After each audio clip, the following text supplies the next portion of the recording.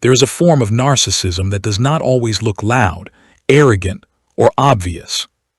Sometimes it hides behind silence, behind sensitivity, behind victimhood. This is what psychology often describes as covert narcissism. Unlike the overt narcissist, the one who openly seeks superiority and attention, the covert narcissistic personality tends to operate differently. More quietly, more indirectly. They may appear misunderstood, emotionally wounded, even deeply insecure. But beneath that fragile image, there can still exist an intense need for validation, control, and emotional influence. One of the most common patterns in these unhealthy dynamics is playing the victim. The individual consistently presents themselves as the injured party, the misunderstood one, the unfairly treated one. Responsibility slowly disappears from their narrative. And over time, the other person begins questioning their own reality. In psychologically unhealthy relationships, manipulation is not always loud. Sometimes it is subtle.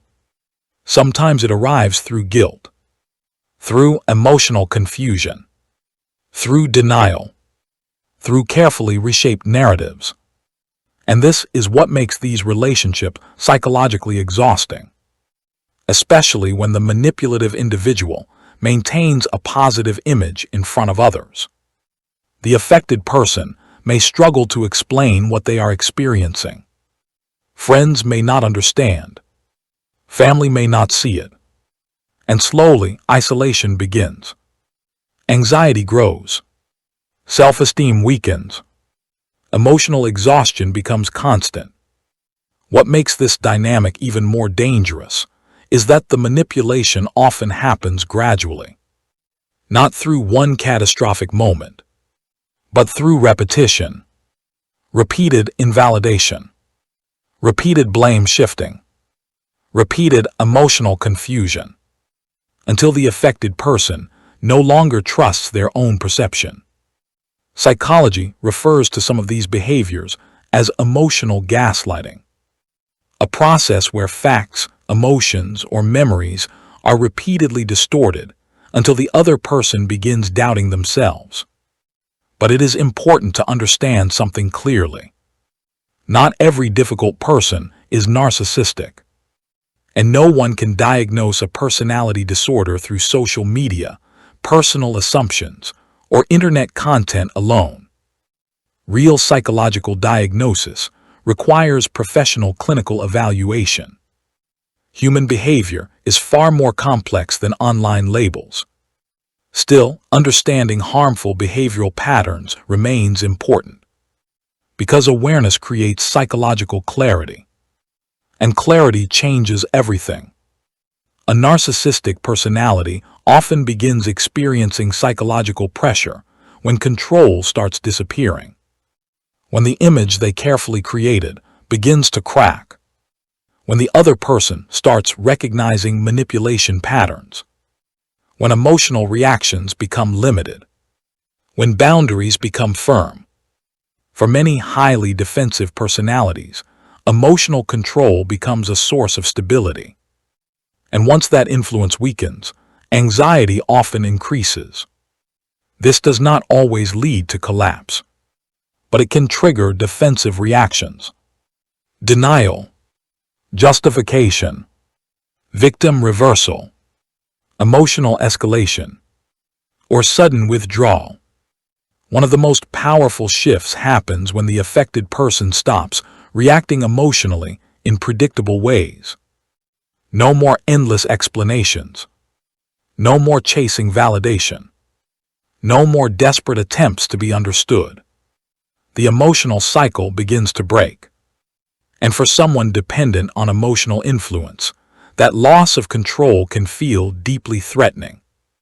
This is why calm confrontation is often more effective than emotional conflict. Not aggression, not revenge, not psychological warfare, just clarity, observing behavior for what it is, recognizing contradictions, and refusing to abandon personal boundaries, because healthy boundaries expose unhealthy dynamics naturally. Over time, many people trapped in these relationships begin losing self-respect without even realizing it. Not because they are weak, but because emotional dependency slowly replaces emotional balance. The constant need for approval becomes dangerous. Fear of rejection grows stronger. Saying no starts feeling terrifying. And little by little, personal identity begins shrinking to preserve the relationship. In unhealthy dynamics, excessive emotional exposure can also become risky. Personal vulnerabilities may later be used during conflict. Moments of trust become weapons. Emotional intimacy becomes psychological leverage. And when disrespect is tolerated repeatedly, even disguised as humor or joking, self-worth slowly erodes. Not instantly, gradually, quietly, until emotional exhaustion feels normal. But psychological recovery begins the moment awareness returns. The moment someone realizes, love should not require fear.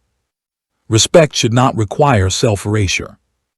And emotional safety should never depend on constant emotional submission. Healthy relationships are built on mutual respect, on emotional safety, on stable communication, on the freedom to express boundaries without fear of punishment. Real healing begins when a person stops trying to win psychological battles and starts protecting their own peace instead. Because the goal is not revenge. The goal is psychological freedom, understanding manipulation, protecting emotional balance, rebuilding self-respect, and learning that self-worth should never depend on someone else's control.